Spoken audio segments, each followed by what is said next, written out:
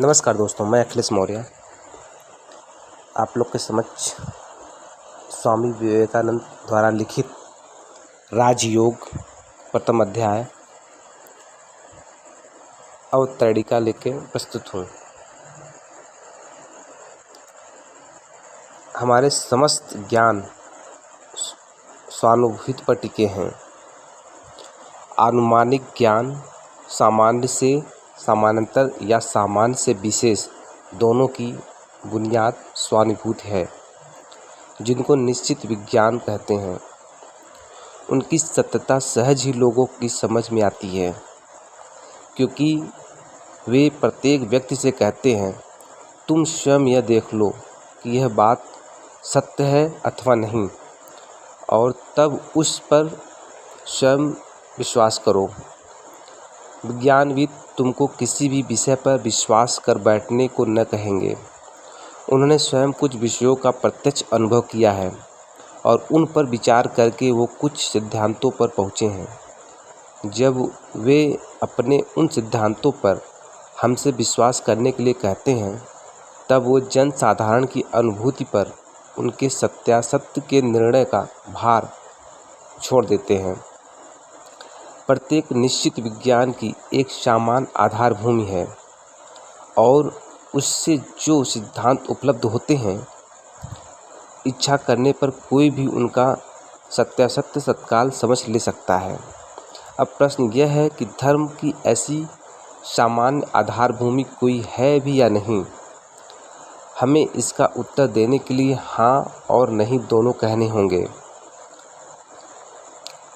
संसार में धर्म के संबंध में सर्वत्र ऐसी शिक्षा मिलती है कि धर्म केवल श्रद्धा और विश्वास पर स्थापित है, और अधिकांश स्थलों में तो वह भिन्न भिन्न मतों की संपत्ति मात्र है। यही कारण है कि धर्मों के बीच केवल वाद झगड़ा दिखाई देता है। ये मत फिर विश्वास पर स्थापित है। कोई कहते हैं कि बादलों के ऊपर एक महान पुरुष है, वो ही सारे संसार का शासन करते हैं, और वक्ता महोदय केवल अपनी बात के बल पर ही मुझसे इनमें विश्वास करने को कहते हैं। मेरे भी ऐसे अनेक भाव हो सकते हैं जिन पर विश्वास करने के लिए मैं दूसरे से कहता हूँ, और यदि वो कोई युक्ति चाहे इस विश्वास का कारण पूछे तो मैं उन्हें युक्त तर्क देने में असमर्थ हो जाता हूँ। इसलिए आजकल धर्म और दर्शन शास्त्रों की इतनी निंदा सुनी जाती है। प्रत्येक शिक्षित व्यक्ति का मानो यही मनोभाव है, हटाओ, खाक पत्थर है, धर्म क्या है, कुछ मतों के गट्ठे भर हैं। उनके सत्यासत्य विचार का कोई एक मापदंड नहीं, जिसके जो भी मन में आया बस वही बक गया। किंतु ये लोग चाहे तो कुछ सोचे। वास्तव में धर्म विश्वास की एक सार्वभौमिक व्यक्ति है। वही विभिन्न देशों के विभिन्न संप्रदायों के भिन्न भिन्न मतवादों और 100 प्रकार की विभिन्न धारणाओं को नियमित करती है। उन सब के मूल में जाने पर हम देखते हैं कि वो सार्वजनिक अभिव्यक्ति और अनुभूति पर प्रतिष्ठित है। पहली बात तो यह है कि यदि आप पृथ्वी के भिन्न भिन्न धर्मों का जरा विश्लेषण करें तो आपको ज्ञात हो जाएगा कि वे दोनों श्रेणियों में विभक्त हैं। कुछ भी शास्त्र भित्ति है और कुछ भी शास्त्र भित्ति नहीं। तो शास्त्र भित्ति पर आधारित है वो सुदृढ़ है। उन धर्मों को मानने वालों की संख्या भी अधिक है। जिनकी शास्त्र भित्ति नहीं है, वे धर्म प्राय लुप्त हो गए हैं। कुछ नए उठे अवश्य हैं, पर उनके अनुयायी बहुत थोड़े हैं। फिर भी उक्त सभी संप्रदायों में यह मतैक्य दिख पड़ता है कि उनके शिक्षा विशिष्ट व्यक्तियों के प्रत्यक्ष अनुभव प्राप्त है।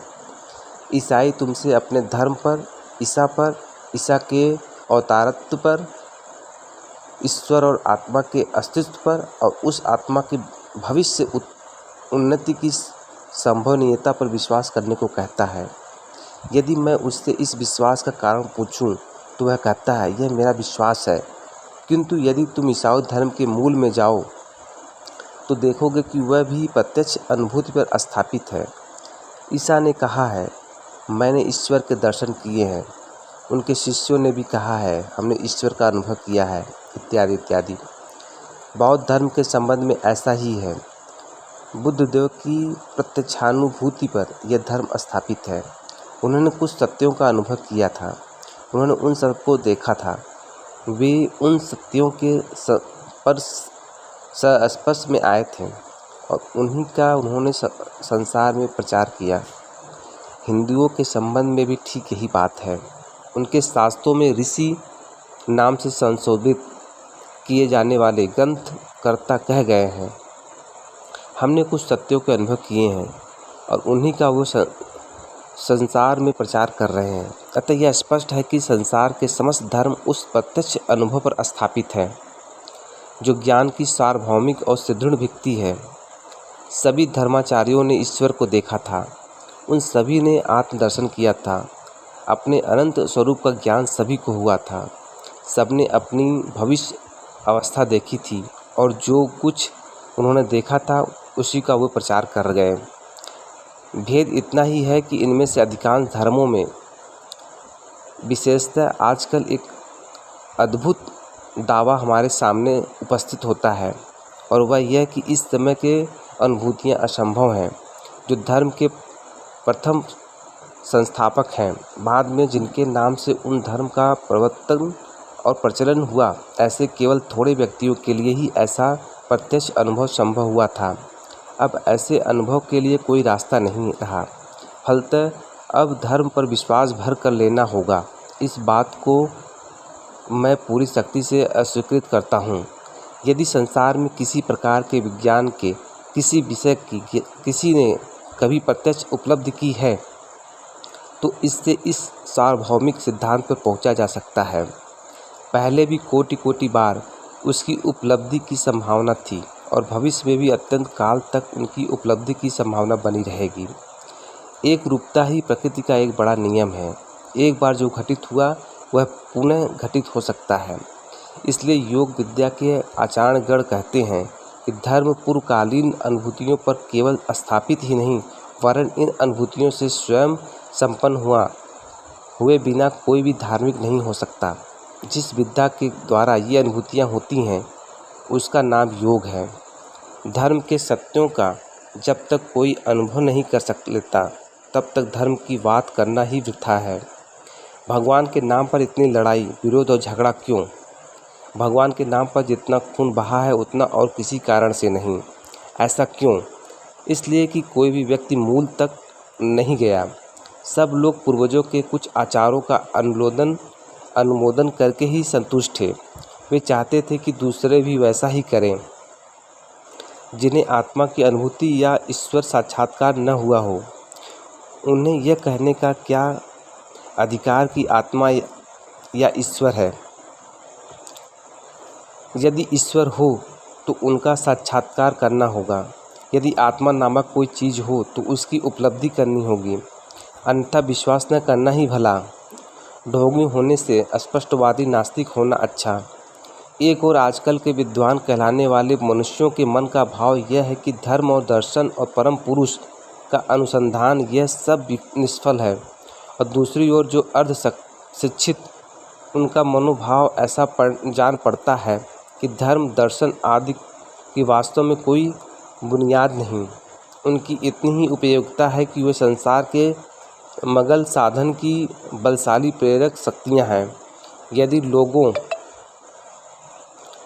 कि ईश्वर की सत्ता में विश्वास रहेगा तो वे सत्य नीति परायण और सौजन्यशाली होंगे। जिनके ऐसे मनोभाव हैं उनके इसके लिए दोष नहीं दिया जा सकता, क्योंकि वे धर्म के संबंध में जो शिक्षा पाते हैं वह केवल सारशून्य, अर्थहीन और अनंत शब्द समष्टि पर विश्वास पात्र है। उन लोगों से शब्दों पर विश्वास करके रहने के लिए कहा जाता है। क्या ऐसा कोई कभी कर सकता है? यदि मनुष्य द्वारा संभव होता तो मानव प्रकृति पर मेरा तिल मात्र श्रद्धा न रहती। मनुष्य चाहता है सत्य, वह सत्य का स्वयं अनुभव करना चाहता है, और जब वह सत्य की धारणा कर लेता है, सत्य का साक्षात्कार कर लेता है, इधर के अंतरम प्रदेश में उसका अनुभव कर लेता है। वेद कहते हैं तभी सारे संदेह दूर होते हैं, सारा तमोजाल छिन्न भिन्न हो जाता है और सारी वक्रता सीधी हो जाती है।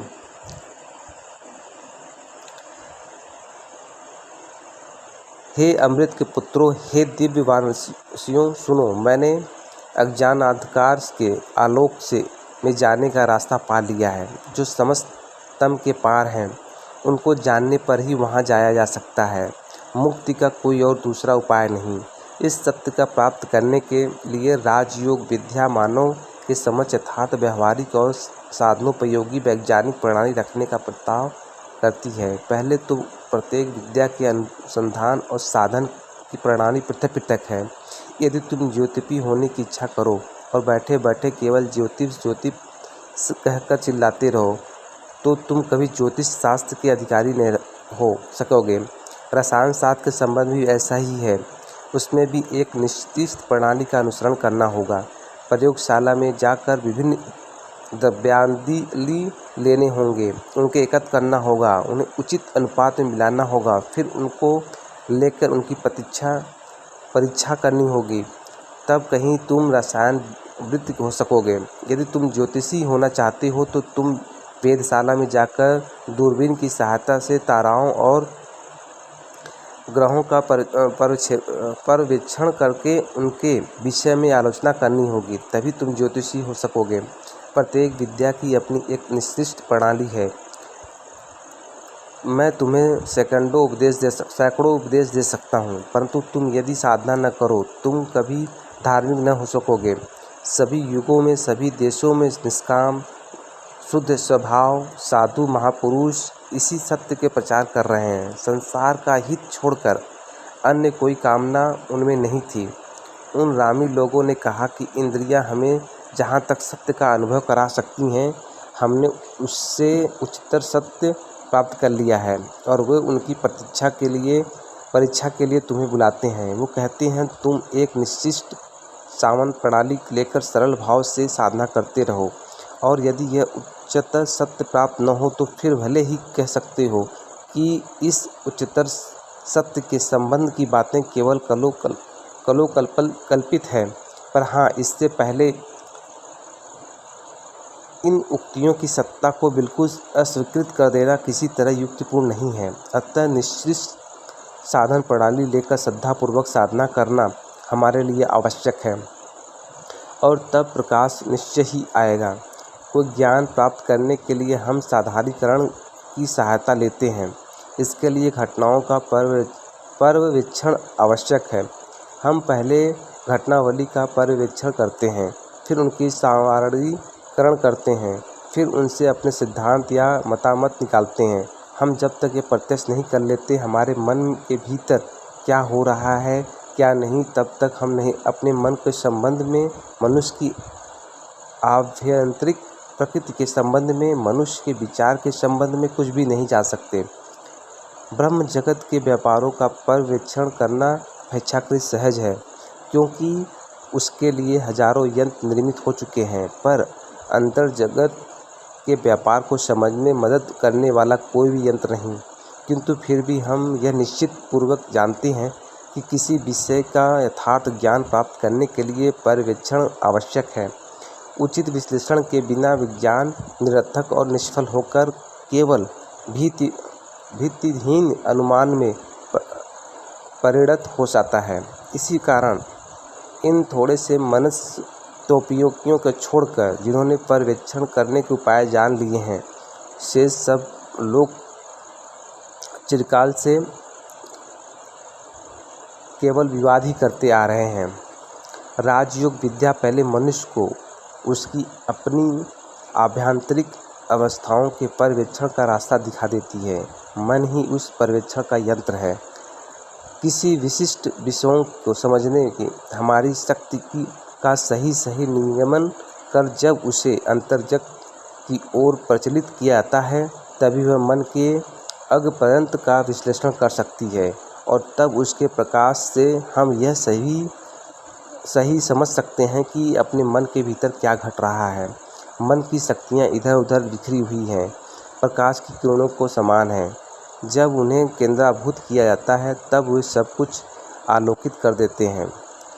यही ज्ञान का हमारा एकमात्र उपाय है। ब्रह्म जगत में हो अथवा अंतर जगत में, लोग इसी के काम में ला रहे हैं। पर वैज्ञानिक जिस सूक्ष्म पर्यवेक्षण शक्ति का प्रयोग वही जगत में करता है, मनस्तत्वान्वेपी उसी का मन करने पर करते हैं। इसके लिए काफ़ी अभ्यास आवश्यक है। बचपन से हमने केवल बाहरी वस्तुओं में मनोनिवेश करना सीखा है, अंतर जगत में मनोनिवेश करने की शिक्षा नहीं पाई। इसी कारण हमने से अधिकांश अंतर्यंत्र की निरीक्षण व्यक्ति खो बैठे हैं। मन को अंतर्मुखी करना, उसकी बहिर्मुखी गति को रोकना, उसके समस्त शक्तियों को केंद्रीभूत कर उस मन के ही ऊपर उनका प्रयोग करना, ताकि वह अपना स्वभाव समझ सके, अपने आप को विश्लेषण करके देख सकें, एक अत्यंत कठिन कार्य है। पर इस विषय में वैज्ञानिक प्रथा के अनुसार अग्रसर होने के लिए वही तो एकमात्र उपाय है। इस तरह के ज्ञान की उपयोगिता क्या है? पहले तो ज्ञान ही ज्ञान का सर्वोच्च पुरस्कार है। दूसरे, इसकी उपयोगिता भी है। यह समस्त दुखों का हरण करेगा। जब मनुष्य अपने मन का विश्लेषण करते करते ऐसी एक वस्तु के साक्षात दर्शन कर लेता है जिसकी किसी काल में नाश नहीं, जो स्वरूप नित्य पूर्ण और नित्य शुद्ध है, तब उसको फिर दुख नहीं रह जाता। उसका सारा विवाद न जाने कहाँ गायब हो जाता है। भय और अपूर्ण वासना ही समस्त दुखों का मूल है। पूर्वोक्त अवस्था के प्राप्त होने पर मनुष्य समझा जाता है उसकी मृत्यु किसी काल में नहीं है, तब उसे फिर मृत्यु भय नहीं रह जाता। अपने को पूर्ण समझ सकने का आसार वासनाएं भी फिर नहीं रहती। पूर्वोक्त कारणवश का अभाव हो जाने पर फिर कोई दुख नहीं रह जाता। उसकी जगह ऐसी देह में परमानंद की प्राप्ति हो जाती है। ज्ञान लाभ का एकमात्र उपाय है एकाग्रता। रसायन तत्वान्वेषी अपनी प्रयोगशाला में जाकर अपने मन के समस्त शक्तियों को केंद्रीभूत करके जिन वस्तुओं का वह विश्लेषण करता है, उन पर प्रयोग करता है और इस प्रकार वह उनके रहस्य जान लेता है। ज्योतिषी अपने मन का सामुद्रिक शक्तियों को एकत्र करके दूरबीन के भीतर से आकाश में प्रक्षेपित करता है और बस त्यों ही सूर्य, चंद्र और ताराएं अपना अपना रहस्य उसके निकट खोल देते हैं। मैं जिस विषय पर बातचीत कर रहा हूँ, उस विषय में जितना मनोनिवेश कर सकूँगा, उतना ही उस विषय का गूढ़ तत्व तुम लोगों के निकट प्रकट कर सकूँगा। तुम लोग मेरी बात सुन रहे हो। तुम लोग जितना इस विषय में मनोनिवेश करोगे, उतना ही मेरी बात की स्पष्ट रूप से धारणा कर सकोगे। मन की शक्तियों को एकाग्र करने के सिवा अन्य किस तरह संसार में ये समस्त ज्ञान उपलब्ध हुए हैं? यदि प्रकृति के द्वार पर आघात करना मालूम हो गया, उस पर कैसे धक्का देना चाहिए यह ज्ञात हो गया, तो बस प्रकृति अपना सारा रहस्य खोल देती है। उस आघात की शक्ति और तीव्रता एकाग्रता से हो जाती है। मानव मन की शक्ति की कोई सीमा नहीं। वह जितना ही एकाग्र होता है, उतनी ही उसकी शक्ति एक लक्ष्य पर आती है। बस यही रहस्य है। मन को बाहरी विषय पर स्थिर करना अपेक्षाकृत सहज है। मन स्वभावतः वही मुखी है, किंतु धर्म, मनोविज्ञान अथवा दर्शन के विषय में ऐसा नहीं है। यहाँ तो ज्ञाता और श्रेय एक है। यह प्रमेय विषय पर एक अंदर की वस्तु है। मन ही यहाँ प्रमेय है। मनरत्व का अन्वेषण करना ही यहाँ प्रयोजन है और मन रसतत्व के अन्वेषण की करता है। हमें मालूम है कि मन की एक ऐसी शक्ति है जिससे वह अपने अंदर जो कुछ हो रहा है उसे देख सकता है। इसको अन्य पर्यवेक्षण शक्ति कह सकते हैं। मैं तुमसे बातचीत कर रहा हूँ, फिर साथ ही मैं मानो एक और व्यक्ति होकर बाहर खड़ा हूँ और जो कुछ कह रहा हूँ वह जान सुन रहा हूँ। तुम एक ही समय काम और चिंतन दोनों कर रहे हो, परंतु तुम्हारे मन का एक और अंश मानो बाहर खड़े होकर तुम जो कुछ चिंतन कर रहे हो उसे देख रहा है। मन की समस्त शक्तियों को एकत्रित करके मन पर ही उनका प्रयोग करना होगा। जैसे सूर्य की तीक्ष्ण तीक्ष्ण किरणों के सामने घने अंधकार में स्थान भी अपने गुप्त तत्व खोल देते हैं, उसी तरह यह एकाग्र मन अपने सब अंतरंग रहस्य प्रकाशित कर देगा। तब हम विश्वास की सच्ची बुनियाद पर पहुँचेंगे। तभी हमको सही धर्म प्राप्ति होगी।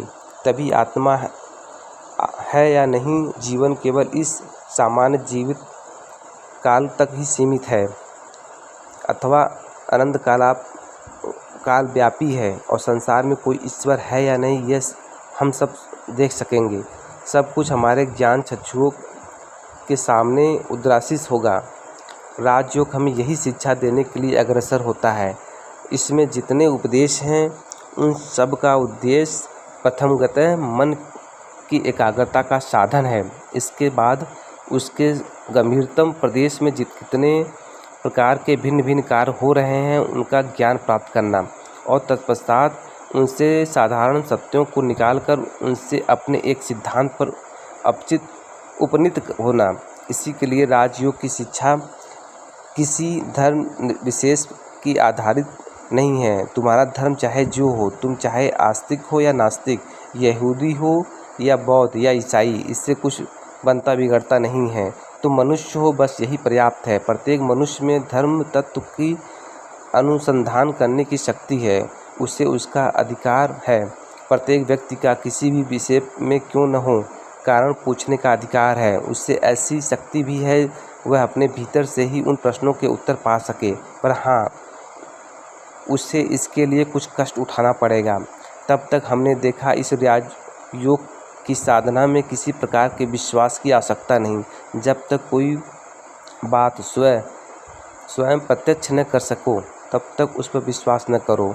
राजयोग यही शिक्षा देता है। सत्य को प्रतिष्ठित करने के लिए अब किसी सहायता की आवश्यकता नहीं। क्या तुम कहना चाहते हो कि जागृत अवस्था की सत्यता के प्रमाण के लिए स्वप्न अथवा कल्पना की सहायता की जरूरत है? नहीं, कभी नहीं। इस राजयोग की साधना में दीर्घ काल और निरंतर अभ्यास की आवश्यकता है। इस अभ्यास का कुछ अंश शरीर समय विषयक है, परंतु इसका अधिकांश मन समयात्मक है। हम क्रमशः समझेंगे मन और शरीर में किस प्रकार का संबंध है। यदि हम मनुष्य पे विश्वास करें, मन शरीर का केवल एक सूक्ष्म अवस्था विशेष है और मन शरीर का कार्य करता है, तो हमें यह भी स्वीकार करना होगा कि शरीर भी मन पर कार्य करता है। शरीर के अस्वस्थ होने पर मन भी अस्वस्थ हो जाता है। शरीर स्वस्थ रहने पर मन भी स्वस्थ और तेजस्वी रहता है। जब किसी व्यक्ति को क्रोध आता है तो उसका मन अस्थिर हो जाता है। मन की अस्थिरता के कारण शरीर का पूरी तरह अस्थिर हो जाता है। अधिकांश लोगों का मन शरीर के संपूर्ण अधीन रहता है। असल में उनके मन की शक्ति बहुत थोड़े परिमाण में विकसित हुई रहती है। यदि तुम लोग कुछ बुरा न मानो तो कहूँ, अधिकांश मनुष्य पशु के बहुत थोड़े ही उन्नत हैं, क्योंकि अधिकांश स्थलों में तो उनकी संयम की शक्ति पशु पक्षियों से कोई विशेष अधिक नहीं है।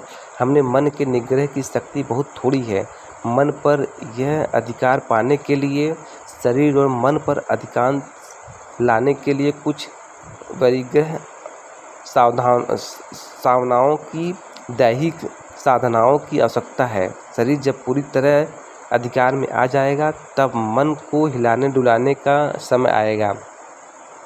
इस तरह मन जब बहुत कुछ वश में आ जाएगा तब हम इच्छानुसार उसके काम ले सकेंगे, उनकी वृत्तियों को एक मुख होने के लिए मजबूर कर सकेंगे। राजयोगी के मतानुसार यह संपूर्ण बहिर्जगत, अंतर्जगत या सूक्ष्म जगत का स्थल विकास मात्र है। सभी स्थलों में सूक्ष्म को कारण और स्थूल को कार्य समझना होगा। इस नियम से बहिर्जगत कार्य है और अंतर्जगत कारण। इसी हिसाब से स्थूल जगत का परिदृश्यमान शक्तियाँ आभ्यंतरिक सूक्ष्मतर शक्तियों का स्थूल भाग मात्र है। जिन्होंने इन आभ्यंतरिक शक्तियों का आविष्कार करके इन्हें इच्छानुसार चलाना सीख लिया है, वो संपूर्ण प्रकृति को वश में कर सकते हैं। संपूर्ण जगत को वशीभूत करना और सारी प्रकृति पर अधिकार हासिल करना इस बृहत् कार्य को योगी अपना कर्तव्य समझते हैं। वे एक ऐसी अवस्था में जाना चाहते हैं जहां हम जिन्हें प्रकृति के नियम कहते हैं वे उन पर कोई प्रभाव नहीं डाल सकते। जिस अवस्था में वो इन सब को पार कर जाते हैं तब वो आध्यात्मिक और ब्रह्म समस्त प्रकृति पर प्रभुत्व प्राप्त कर लेते हैं। मनुष्य जाति की उन्नति और सभ्यता इस प्रकृति को वशीभूत करने की शक्ति पर निर्भर है। इस प्रकृति को वशीभूत करने के लिए भिन्न भिन्न जातियाँ भिन्न भिन्न प्रणालियों के सहारा लेती है। जैसे एक ही समाज के भीतर कुछ व्यक्ति बाह्य प्रकृति को और कुछ अंतर प्रकृति को वशीभूत करने की चेष्टा करते हैं, वैसे ही भिन्न भिन्न जातियों में कोई जातियाँ बाह्य प्रकृति को तो कोई अन्य प्रकृति को वशीभूत करने का प्रयत्न करती है। किसी के मत से अंतर प्रकृति को वशीभूत करने पर सब कुछ वशीभूत हो जाता है, फिर दूसरे के मत से ब्रह्म प्रकृति को वशीभूत करने पर सब कुछ वश में आ जाता है। इन दो सिद्धांतों के चरम भावों को देखने पर वह प्रतीत होता है कि दोनों ही सिद्धांत सही हैं, क्योंकि यथार्थ प्रकृति में बाह्य और अभ्यंतर जैसा कोई भेद नहीं है। यह केवल एक काल्पनिक विभाग है। ऐसे विभाग का कोई अस्तित्व ही नहीं और यह कभी था भी नहीं। वही वादी और अंतर्वादी जब अपने अपने ज्ञान की चरम सीमा प्राप्त कर लेते हैं तब दोनों अवश्य एक ही स्थल पर पहुंच जाएंगे। जैसे वही विज्ञानवादी जब अपने ज्ञान को चरम सीमा पर ले जाएंगे तो अंत में उन्हें दार्शनिक होना होगा। उसी प्रकार दार्शनिक भी देखेंगे कि वो मन और भूत के नाम से जो दो भेद कर रहे थे वह वास्तव में कल्पना मात्र है। वह एक दिन बिल्कुल विलीन हो जाएगी, जिससे यह वह उत्पन्न हुआ है जो एक पदार्थ बहुरूपों में प्रकाशित हुआ है। उसका निर्णय करना ही समस्त विज्ञान का मुख्य उद्देश्य और लक्ष्य है। राजयोगी कहते हैं हम पहले अंतर्ज्ञान का ज्ञान प्राप्त करेंगे, फिर उसी के द्वारा ब्रह्म और अंतर बाह्य और अंतर अभय प्रकृति को वशीभूत कर लेंगे। प्राचीन काल से ही लोग इसके लिए प्रयत्नशील रहे हैं। भारतवर्ष में इसकी विशेष चेष्टा होती रहती है, परंतु दूसरी जातियों ने भी इस ओर कुछ प्रयत्न किया है। पाश्चात्य देशों में लोग इसको रहस्य या गुप्त विद्या सोचते थे। जो लोग अपनी इसका अभ्यास करने जाते थे उन पर अघोरी, डायन, इंद्रजालिक आदि अपवाद लगाकर उन्हें जला दिया अथवा मार डाला जाता था। भारतवर्ष में अनेक कारणों से ये विद्या ऐसे व्यक्तियों के हाथ पड़ी जिन्होंने इसका 90% अंश नष्ट कर डाला और शेष को गुप्त रीति से रखने की चेष्टा की। आजकल पश्चिमी देशों में भारतवर्ष के गुरुओं की अपेक्षा निष्कृष्ट नर अनेक गुरु नामधारी व्यक्ति दिखाई पड़ते हैं। भारतवर्ष के गुरु फिर भी कुछ जानते थे, पर ये आधुनिक गुरु तो कुछ भी नहीं जानते। इस सारी योग प्रणालियों में जो कुछ गुण या रहस्यात्मक हैं सब छोड़ देना पड़ेगा। जिसे वह मिलता है उसी का अनुसरण करना चाहिए। अन्यथा विषयों में जैसा है धर्म में ठीक वैसा ही है। जो तुमको दुर्लभ बनाता है वह समूल त्याज्य है। रहस्य स्पृहा मानव मस्तिष्क को दुर्बल कर देती है। इसके कारण ही आज योगशास्त्र नष्ट हो रहा है। किंतु वास्तव में यह एक महाविज्ञान है। 4000 वर्ष से भी पहले यह आविष्कृत हुआ था। तब से भारतवर्ष में यह प्रणालीबद्ध होकर वर्णित और प्रचारित होता रहा है। यह एक आश्चर्यजनक बात है कि व्याख्यातकार जितना आधुनिक है उसका भ्रम भी उतना ही व्याख्यातक्रम जितना आधुनिक है उसका भ्रम भी उतना ही अधिक है, और लेखक जितना प्राचीन है उसने उतनी ही अधिक युक्तियुक्त बात कही है। आधुनिक लेखों में ऐसे अनेक जो नाना प्रकार के रहस्यात्मक और अद्भुत बातें कहा करते हैं। इस प्रकार जिनके हाथ यह शास्त्र पढ़ा उन्होंने समस्त शक्तियों अपने अधिकार में कर रखा है। इसका एक गोपनीय और आश्चर्यजनक बना डाला और युक्ति रूप प्रभाकर का पूर्ण आलोक इस पर न पड़ने दिया। मैं पहले ही कह देना चाहता हूँ कि मैं जो कुछ प्रचार कर रहा हूँ उसका गुण नाम का कोई चीज़ नहीं है। मैं तो जो कुछ भरोसा थोड़ा सा जानता हूँ वही तुमसे कहूँगा। जहाँ तक यह युक्ति से समझाया जा सकता है वहाँ तक समझने की कोशिश करूँगा, परंतु मैं जो नहीं समझ सकता उसके बारे में कुछ नहीं कह दूँगा। शास्त्र का यह कथन है, अंधविश्वास करना अन्याय है। अपनी विचार शक्ति और युक्ति काम में लानी होगी। यह प्रत्यक्ष करके देखना होगा कि शास्त्र में जो कुछ लिखा है वह सत्य है। कुछ और अधिक कहने से पहले मैं सात्य दर्शन के संबंध में कुछ कहूँगा। इस सांख्य दर्शन पर राजयोग विद्या स्थापित है। सांख्य दर्शन के मन में किसी विषय के ज्ञान की प्रणाली इस प्रकार है। प्रथमतः विषय के साथ चक्षु आदि ब्रह्म कारणों का संयोग होता है। ये चक्षु आदि बाहरी कारण फिर से उससे मस्तिष्क स्थित अपने केंद्र अर्थात इंद्रियों के पास भेजते हैं। इंद्रियां मन के निकट और मन उसे निश्चयात्मक विधि के पास ले जाता है। तब पुरुष या आत्मा उसको ग्रहण करती है। फिर जिसे सोपापन क्रम से होता है वह विषय अंदर आया था, उसी में से होते हुए लौट जाने की पुरुष मानो उसे आज्ञा देता है। इस प्रकार विषय विगृहित होता है। पुरुष को छोड़कर शेष सब जड़ हैं, पर आँख आपकी बाहरी कारणों की अपेक्षा मन सूक्ष्मतर भूत से निर्मित है। मन जिस उपादान में निर्मित है उसके क्रमशः स्थूलतर होने पर तन्मात्राओं की उत्पत्ति होती है। उनके द्वारा भी स्थूल को जाने पर परिदृश्यमान भूतों की उत्पत्ति होती है। यही सांख्य का मनोविज्ञान है। अतः विद्यु और स्थूल भूत में अंतर केवल मात्रा के तारतम्य में है। एकमात्र पुरुष ही चेतना है। मन तो मानो आत्मा के हाथों एक यंत्र है। इसको द्वारा आत्मा बाहरी विषयों की ग्रहण करती है। मैं मन लगाकर एक घड़ी की टिक टिक सुन रहा हूँ। ऐसी दशा में आंखें खुली रहने पर भी मैं कुछ देख न पाऊँगा।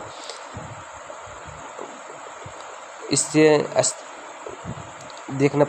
स्पष्ट समझ में आ जाता है कि मन जब श्रवणेंद्रिय से लगा था तो दर्शनेंद्रिय से उसका संयोग न था, पर पूर्णतः प्राप्त मन सभी इंद्रियों से एक साथ लगाया जा सकता है। उसकी अंतर्दृष्टि की शक्ति है जिसके बल से मनुष्य अपना अंतर के सबसे गहरे प्रदेश तक पे नज़र डाल सकता है। इस अंतर्दृष्टि का विकास साधना ही योगी का उद्देश्य है। मन की समस्त शक्तियों को एकत्र करके भीतर की ओर मोड़कर वो जानना चाहता है कि भीतर क्या हो रहा है। इसमें केवल विश्वास की कोई बात नहीं है। तो दार्शनिकों के मन तत्व विश्लेषण का फल मात्र है। आधुनिक शरीर तत्वज्ञ पंडितों का कथन है कि आँखें यथार्थ दर्शन का कारण नहीं है। वो कारण तो मस्तिष्क के अंतर्गत स्नायु केंद्र में अवस्थित है।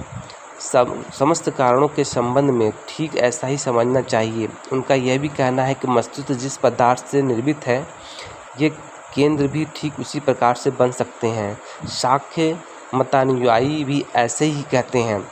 भेद यह है कि शास्त्र और सिद्धांत आध्यात्मिकता की ओर झुका हुआ है और वैज्ञानिक का भौतिकता की ओर। फिर भी दोनों एक ही बात है।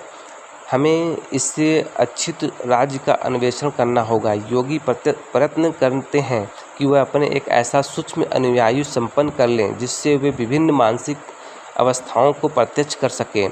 समस्त मानसिक प्रक्रियाओं को पृथक पृथक रूप से मानस प्रत्यक्ष करना आवश्यक है।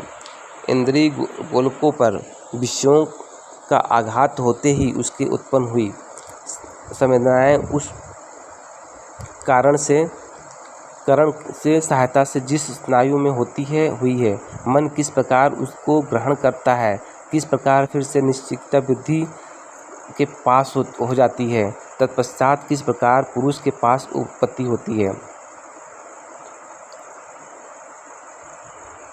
त्याग करना योगी को अधिक विलास और कठोरता दोनों का ही त्याग करना चाहिए। उसके लिए उपवास करना या देह को किसी प्रकार कष्ट देना उचित नहीं है। गीतकार कहते हैं, जो अपने को अंतरर्थ क्लेश देते हैं वो कभी योगी नहीं हो सकते। अति भोजनकारी, उपवासशील, अधिक जागरूण, अधिक निष्णालु, अत्यंत कर्मी अथवा बिल्कुल आलसी, इनमें से कोई भी योगी नहीं हो सकता। हम लोग राजयोग का प्रथम अध्याय को हमने जो अवतरणिका है उसका हमने आज वीडियो बनाया है। अगर आप लोग को ये वीडियो पसंद आया हो तो प्लीज़ शेयर और सब्सक्राइब ज़रूर करें। और अगले पार्ट का जो सेकंड पार्ट है, साधना के प्राथमिक सोपान, ये हम नेक्स्ट वीडियो में आप लोग को समक्ष रखेंगे। तब तक के लिए जय हिंद, जय भारत। स्वस्थ रहें, आबाद रहें।